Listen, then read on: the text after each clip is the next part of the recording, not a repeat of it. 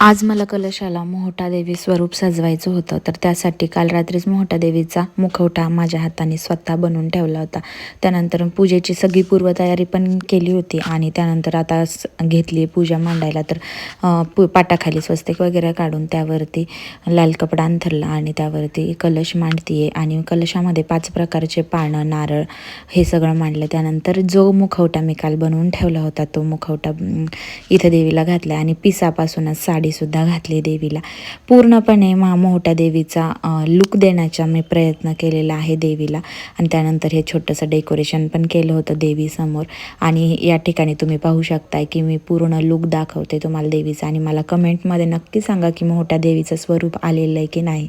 त्यानंतर संध्याकाळी नैवेद्य वगैरे दाखवला आणि आरती केली आणि त्यानंतर सध्या सप्ताह बसलेला आहे केंद्रात दत्त जयंती निमित्त, तर स्वामींचं दर्शनसुद्धा घेतलं. तर असा पार पडला माझा गुरुवार.